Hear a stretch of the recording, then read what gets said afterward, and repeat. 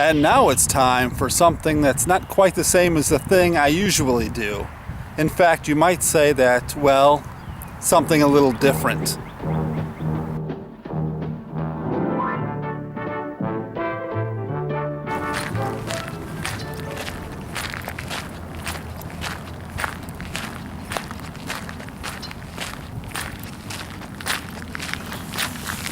Well, hello there, Old Man Kelly here, Jeff to my friends.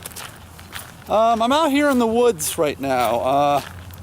I had planned to do a regular Old Man Kelly, the first one in a few weeks, and I filmed one this morning like I usually do. About 7 a.m. I sat down in my usual rocking chair, spouted a bunch of garbage, and when I went to edit it, I thought there's a few bits here that are interesting, but for the most part, it's pretty blah. So I thought I need to do something different. Well, hello there, Old Man Kelly here, Jeff to my friends. Thanks for watching. I'm sorry I've been away for a few weeks. 3 weeks ago I had a charity poker game that I was involved with and played in, and that took up most of my weekend. Then a couple weeks ago I was really sick, unless you wanted me to do a vlog where I sound like Nick Nolte with a runny nose and it just wasn't going to happen. Last weekend was more of a combination of still getting over my cold and just being really busy catching up on things. But I'm back and I'm hopefully going to do one of these every week, that type of thing.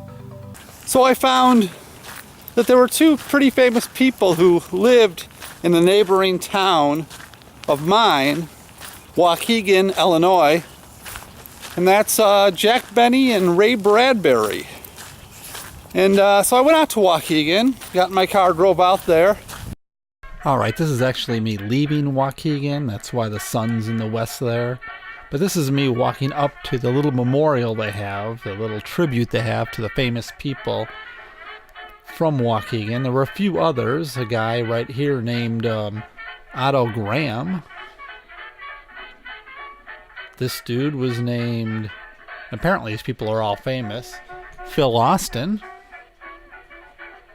And there's Ray Bradbury, the famous writer of Fahrenheit 451 and a few other things, Mars Chronicles.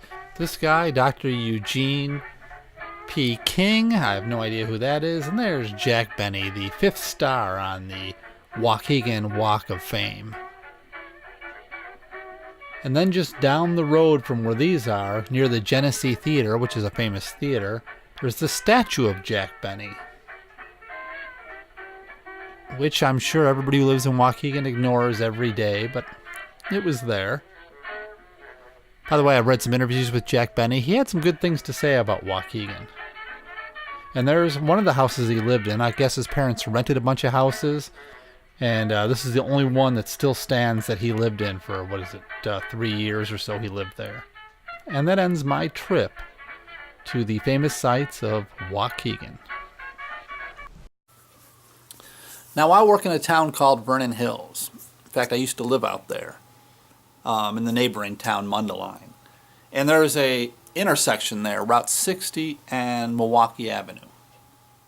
And 3 of the corners have giant malls, shopping areas.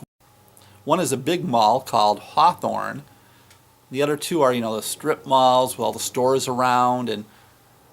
And besides that, if you drive down any road, any direction, within a mile, there's just shopping mall after strip mall after store. If you drive north, you go right into Libertyville. It's got a ton of shops. You drive west, you got tons of stores down that way, and it keeps going down for a good mile. Drive south, you see a ton of stuff.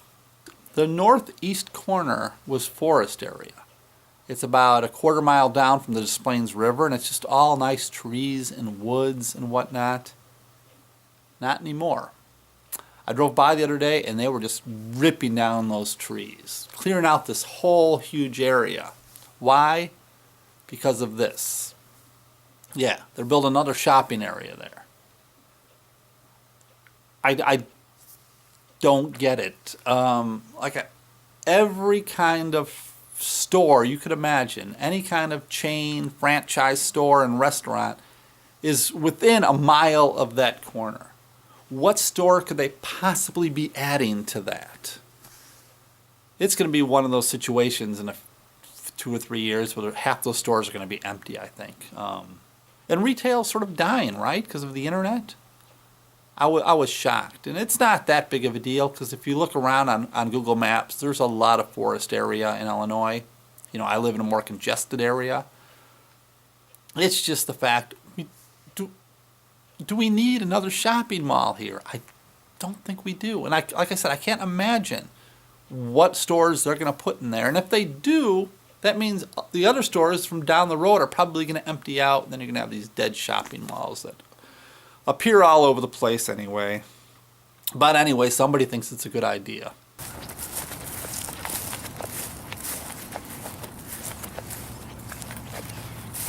I'm walking. Canadian geese are pretty funny, you know. They're sloppy animals, but if you know what I mean. But the thing I like about them is when you pass them, they don't necessarily run from you, and they don't try to fight you. They just have that look, like, let's be cool, man. I don't want to attack you. You don't want to attack me. You just keep walking, and they always have that look. Sometimes they lift one leg up like they're about ready to either run or attack, but they just sort of look and stare at you until you walk by, and then everything is cool. So I watched this film the other day called The Indestructible Man, starring Lon Chaney Jr. I think it was from 59 or 56, I can't remember. It's a ridiculous movie from the time period, a typical Lon Chaney bad horror story. Lon Chaney plays a guy who was involved with a crime where a bunch of money was stolen, and only he knows where the money's hidden. But he's been convicted of murder, and he's going to be put to death. And because his partners in crime, I guess, all turned on him and turned him in. And of course, he's bitter about that and wants to get revenge on those that have done him wrong.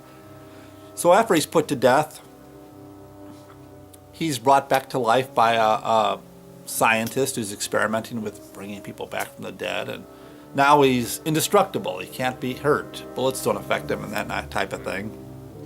And so he decides to go on a killing rampage, getting his revenge. And it, like I said, it's a typical 50s movie and low budget and all that stuff. But the part I want to talk about is the bit of sexism at the end that made me laugh. And you see this a lot in movies.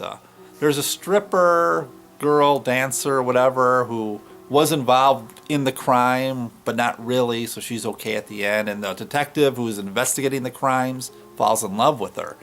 So at the very end, they're in a car together, and he explains to her that he got her fired from her job.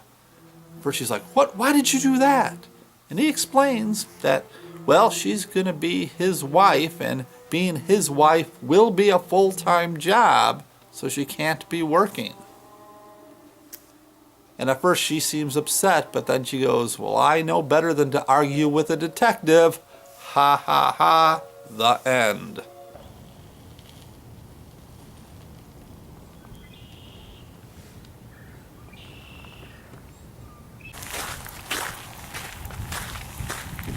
Well, I thank you for watching, Old Man Kelly. I'm going to try to get out of the house more often now that it's nice out. In case you're worried about me, I am carrying my EpiPen just in case I run into any bees. But it's a beautiful day out. And except for those Canadian geese that I walked by, I haven't seen much wildlife today, but I haven't really been looking. I've only been out here for half hour or so. So I thank you for joining me. I'll be back hopefully next week. I'll try not to take 3 weeks off in between vlogs, and we'll see what happens, all right? Bye.